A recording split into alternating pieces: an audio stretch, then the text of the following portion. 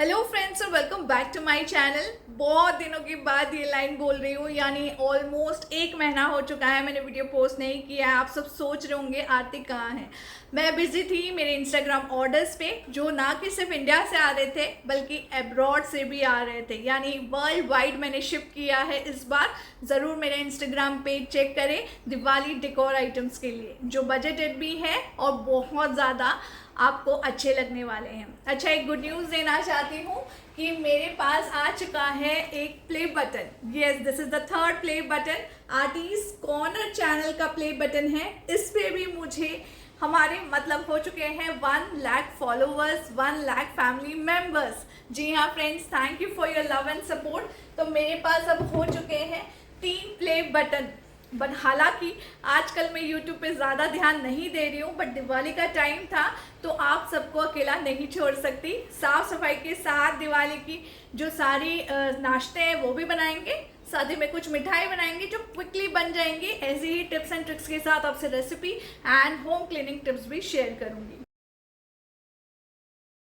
Hello friends और welcome back to my channel. चलिए कुछ नया सीखते हैं और आज की स्पेशल दिवाली टिप्स देख लेते हैं। सबसे पहले जो भी आपके डोर मैट्स लगे हो, जो आप यूज़ करते हो, उन सबको हटा लें, क्योंकि धूल मिट्टी गिरेगी ये और ज़्यादा गंदे होंगे। और वैसे भी दिवाली में हर चीज़ साफ़ करनी है, तो मैं ये जो डोर मैट्स मैं यूज़ कर रही हूँ उसको वॉश करूँगी। और मैंने पुराने डोर मैट्स रखे हैं जो मुझे फेंकने हैं, उसको मैं लगा दूँगी घर में, ताकि धूल मिट्टी जो भी गिरे उसके ऊपर ही गिरे, वही गंदे हो और बाद में डायरेक्टली उसको उठा के मुझे फेंकना है। तो सबसे पहले मैं डोर मैट्स को डाल रही हूँ वॉशिंग मशीन में। मैं हमेशा ऐसे ही डोर मैट्स लेती हूँ जो वॉशिंग मशीन में वॉश हो सके। डोर मैट्स वॉश करने के लिए आपको एक चीज़ इसमें डालनी है, जैसे कि आप लिक्विड या पाउडर डाल दें। इसके बाद आप बेकिंग सोडा ज़रूर डालें, क्योंकि इसके ऊपर बहुत ज़्यादा गंदगी जमा हो जाती है डोर मैट्स पे, इसलिए बेकिंग सोडा ज़रूर डालें। और साथ ही में मैं डिटॉल डाल रही हूँ, ताकि एकदम अच्छी तरह से फ्रेश हो जाए मेरे डोर मैट्स। तो चलिए, डोर मैट्स जब तक धुल रहे हैं तब तक हम दूसरा काम करेंगे। यानी आपको स्मार्टली काम करना है, एक काम एक टाइम पे नहीं करना है। बहुत सारे काम एक साथ करोगे ना तो जल्दी से आपका काम हो जाएगा, दिवाली की साफ सफाई भी हो जाएगी और टाइम का सही यूटिलाइज भी कर सकोगे। चलिए, डोर मैट्स वॉश होते हैं, तब तक मैं ये जो पुराने डोर मैट्स जो मुझे फेंकने हैं वही मैं लगा रही हूँ अभी फ़िलहाल के लिए घर में, ताकि ये गंदे हो बस इसको उठा के मुझे फेंकना है और नए डोर मैट्स की भी जगह हो जाएगी, जो ऑब्वियसली दिवाली में शॉपिंग होने वाली है। देखिए, अलग-अलग सफाई के लिए अलग-अलग मॉप डस्टर बिल्कुल भी ना खरीदें। इससे पैसे तो वेस्ट होंगे, घर में जगह वेस्ट होती है और मैनेज करना मुश्किल हो जाता है। मेरे पास तो स्पॉट ज़ीरो का मॉप है, बस मैंने इसका हेड चेंज कर लिया, यानी पोंछा वाला हेड अलग है और दूसरा मॉप अलग रखा है ड्राई डस्टिंग के लिए। स्पेशली जब भी आप डस्टिंग करते हो, मास्क ज़रूर लगाएँ और सर भी ढक लें, ताकि धूल-मिट्टी आपके सर पे ना आए। तो मैं यहाँ वॉल्स की सफाई कर रही हूँ, जो इग्नोर 100% रह जाते हैं सबके घर में। जब तक दूसरा कलर ना हो तब तक दिवाली साफ नहीं होती है। तो बस आपको साल में 2 बार ड्राई डस्टिंग ज़रूर करनी है आपकी वॉल्स की, ताकि आपके वॉल्स चमक उठें और जो धूल मिट्टी है वो भी अच्छी तरह से निकल जाए। तो आपको क्या करना है, ये मॉप से अच्छी तरह से बस इसको आप साफ़ कर लें। जैसे हम चीज़ों को साफ़ करते हैं, बस उसी तरह से आपको ड्राई डस्टिंग यहाँ पे करनी है। मॉप का रॉड इतना ज़्यादा लंबा है कि मुझे स्टूल या लैडर की भी ज़रूरत नहीं है, आसानी से ये सीलिंग तक पहुँच रहा है। तो जो भी छोटे-मोटे जाले हो, कुछ भी हो, डस्ट हो, वो सब निकल रहा है। और स्पेशली ये जो स्कर्टिंग है ये भी इग्नोर रह जाती है। अभी मैंने साफ़ किया तो इसके ऊपर भी काफ़ी ज़्यादा धूल-मिट्टी लग गई, तो इसको भी आप नीचे से साफ़ कर लें। फ्लोरिंग तो साफ़ होती है बट स्कर्टिंग इग्नोर रह जाती है। तो ड्राई डस्ट करने के बाद गीले कपड़े से स्कर्टिंग को भी आप ज़रूर पोंछ लें। चाहे आपके घर में वॉलपेपर्स लगे हो, नॉर्मल वॉल हो, कोई भी टाइप का पेंट हो, ड्राई डस्टिंग ज़रूर करें। वॉल्स अगर बहुत ज़्यादा गंदी हैं तो आप शैम्पू वाला पानी से ड्राई डस्ट करने के बाद वॉल्स को भी साफ़ कर सकते हैं। देखिए, स्विच पे भी कितना ज़्यादा धूल मिट्टी यहाँ लग गया, क्योंकि मैंने अभी वॉल्स साफ़ की। और फ़ैन बंद रखें जब भी आप ड्राई डस्टिंग करें। और जब भी दिवाली की सफाई स्टार्ट करती हूँ तो मैं सीलिंग से ही स्टार्ट करती हूँ, क्योंकि नीचे का अगर पहले साफ़ करेंगे बाद में सीलिंग साफ़ करेंगे तो सारी धूल मिट्टी नीचे फिर से लग जाएगी। और जहाँ आप कोई भारी चीज़ हो, जैसे डाइनिंग टेबल हो, बेड हो, जो हटा नहीं सकते, वहाँ पुरानी बेडशीट ऊपर डालें और बाद में सफाई करें, ताकि आपके डाइनिंग टेबल या बेड पे ज़्यादा डर्ट ना गिरे।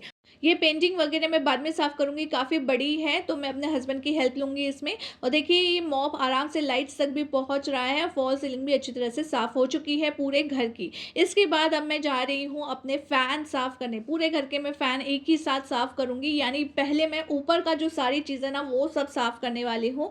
तो यहाँ मैंने पिलो कवर ले लिया है, इससे बेस्ट ट्रिक और कोई हो ही नहीं सकती। और मैंने यहाँ एक पुरानी बेडशीट भी डाल दी है। वैसे कोई चीज़ डालने की ज़रूरत नहीं है, क्योंकि पिलो कवर आप जब इस तरह से फ़ैन के ब्लेड्स इसके अंदर डाल देंगे ना, तो जो सारा डस्ट है वो पिलो कवर के अंदर ही आ जाएगा। ये देखिए मैं आपको बता देती हूँ, मेरी फ़ैन की हालत देखिए। मैंने 10 दिन हो गए हैं, मैंने बिल्कुल भी साफ़ सफाई नहीं की, बिकॉज़ बहुत ज़्यादा ऑर्डर्स थे तो मुझे टाइम नहीं मिल रहा था। तो ये देखिए कितनी ज़्यादा धूल मिट्टी इस पे लगी है। तो ये जो पिलो कवर है ये आपको ब्लेड पे इस तरह से डाल देना है, और जो सारी धूल मिट्टी है वो इस कवर के अंदर ही रहेगी। यानी नीचे देखिए मैंने कारपेट भी बिछा रखा है, बिल्कुल गंदा नहीं होने वाला है। बस मैं वॉल साफ़ कर रही थी तो मैंने सोफ़ा पे डाल दिया था ये पुराना बेडशीट। तो बस आपको ब्लेड के अंदर ये जो हमारा पिलो कवर है वो डालना है, और इस तरह से आपको इसको साफ़ करना है, जैसे कि मैं बता रही हूँ। एकदम ईज़िली साफ़ हो जाता है फ्रेंड्स, कोई आपको इसके लिए एक्स्ट्रा डस्टर या मॉप लेने की ज़रूरत नहीं है। तो ये देखिए सारा जो डस्ट है वो इस पिलो कवर में आ गया है। तो ये बहुत ही आसान तरीका है। तो बेड के ऊपर जो फ़ैन रहता है उसके लिए भी ये सबसे बेस्ट ट्रिक मुझे लगती है। तो मैंने इस ट्रिक से पूरे घर के फैन्स को साफ़ कर लिया है, और यहाँ मैंने एक स्प्रे बॉटल में पानी और विनेगर इक्वल क्वांटिटी में ले लिया है, और मैंने माइक्रोफाइबर कपड़ा ले लिया है। इस कपड़े पे ही मैं स्प्रे करूँगी, डायरेक्टली स्प्रे आप फ़ैन पे ना करें, अदरवाइज़ ड्रॉप्स जो पानी के हैं और विनेगर के हैं वो आपके कारपेट या सोफ़ा पे गिर सकते हैं, बेड पे गिर सकते हैं। इसलिए आप जो वाइप यूज़ कर रहे हैं साफ़ करने के लिए उसको ही गीला करके आप अच्छी तरह से साफ़ करें। इससे आपका फ़ैन एकदम चमक जाएगा। ये देख सकते हैं इसके ब्लेड्स कितने शाइनी हो चुके हैं कि रिफ्लेक्शन भी दिख रहा है नीचे की फ्लोरिंग का। तो इस तरीके से आप फ़ैन को साफ़ करें। सीलिंग हो गई है साफ़, फ़ैन हो गया है साफ़। अब क्या करना है? अब हमें करना है सबसे इम्पोर्टेंट काम, यानी डीक्लटरिंग। साल में एक बार तो ये डीक्लटरिंग आपको करना ही करना है। बहुत सारी चीज़ें ऐसी घर में पड़ी होती है जो हम यूज़ नहीं करते हैं, पड़ी ही रहती है, आएगी यूज़ में, आएगी यूज़ में, यही सोच के उसे रखा रहता है। घर में स्पेस ऑक्यूपाई करता है, घर में नेगेटिविटी आती है। तो सबसे पहले मैं अपने बच्चों के रूम से ही स्टार्ट कर रही हूँ, क्योंकि उनके टॉयज़ वगैरह होते हैं, बहुत सारी ऐसी चीज़ें होती हैं जो वो यूज़ नहीं कर रहे लॉन्ग टाइम से, तो उसे एक एक को उठा उठा के देखूंगी और रखती जाऊंगी। ऐसी नहीं कि सारी चीज़ आपको उठा के फेंक देनी है, आप इसे डोनेट भी कर सकते हैं। अगर वो आपकी ज़रूरत की चीज़ नहीं है, वो किसी और की ज़रूरत की चीज़ हो सकती है, इस बात का ज़रूर ध्यान दें। तो जो चीज़ आपको नहीं पसंद है या आप नहीं यूज़ कर रहे लॉन्ग टाइम से, गैजेट्स है जो बंद पड़ गए हैं, ज्वेलरी है जो यूज़ नहीं कर रहे, कपड़े हैं जो यूज़ नहीं कर रहे, छोटे पड़ गए हैं, वो सारी चीज़ें आप हटा दें, क्योंकि दिवाली में हम नई नई चीज़ लाने ही वाले हैं। तो गैजेट्स है जैसे घड़ी वगैरह है या एयरपॉड्स है जो नहीं चल रहे हैं, स्पीकर्स वगैरह है, वो सब आप प्लीज़ हटा दें, उसको कोई ज़रूरत नहीं है, उसको आप कबाड़ी वाले को दे दें। और कपड़े अगर आप डोनेट कर रहे हैं किसी को, तो नमक वाले पानी से धो के ही दें, क्योंकि कपड़ों में हमारा ऑरा होता है, वो हम किसी और को नहीं दे सकते, इसलिए नमक वाले पानी से धोने के बाद ही आप उसे डोनेट करें। तो यहाँ मैं सारी चीज़ें एक एक चेक भी कर रही हूँ, अच्छी तरह से वाइप करके उसे अपनी जगह पे प्लेस भी करूँगी। और ये देखिए शार्पनर के लिए मैंने एक छोटा सा बॉक्स दिया है, ताकि पेंसिल शार्प करे तो उसका जो कचरा है वो इसी बॉक्स में डालें और इधर उधर घर में फैले नहीं। तो ये बच्चों को आप एक छोटी उम्र से ही हैबिट दे सकते हैं।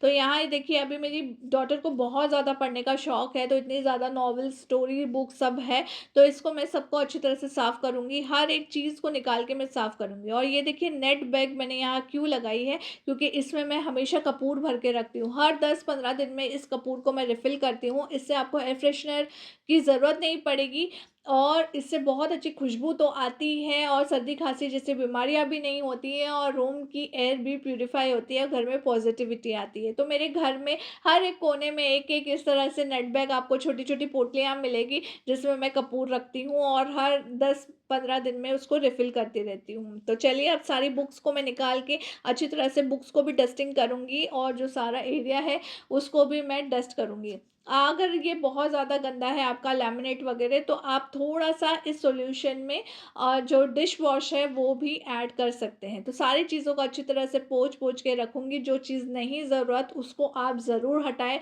घर में नेगेटिविटी आती है फ्रेंड्स, तो दिवाली की साफ-सफाई आप इस तरीके से करें। तो अगर आपका 2 बीएचके का फ्लैट है तो आप पूरे घर की जो वॉल्स है वो साफ़ कर सकते हो। डोर मैट्स चले गए वॉश करने के लिए, साथ ही में मैंने सारे फ़ैन साफ़ कर लिए हैं और डिक्लटरिंग भी मैंने थोड़ा-सा कर लिया है। बाकी बच्चे अपने आके बुक्स देख लेंगे, मेरे हस्बैंड अपना खुद का वार्डरोब देखेंगे, मैं अपना वार्डरोब देख लूँगी और किचन भी देख लूँगी। तो डिक्लटरिंग इन शॉर्ट बहुत ज़्यादा ज़रूरी है जब भी आप दिवाली की साफ-सफाई करें। नई चीज़ तो आने ही वाली है घर में, तो पुरानी जो बंद पड़ी चीज़ें हैं, जो यूज़ नहीं हो रही है लंबे समय तक, उसे ज़रूर हटा दें। तो फ्रेंड्स कैसी लगी आपको आज की टिप्स? बिल्कुल भी टेंशन और स्ट्रेस नहीं लीजिएगा, दिवाली की साफ-सफाई आराम से हो जाती है, घर का हर एक कोना चमकाएँगे हम, सारी टिप्स दूँगी, हैक्स बताऊँगी ताकि आपका काम आसान हो जाए। तब तक के लिए like, share and subscribe my channel. Till then take care, bye bye.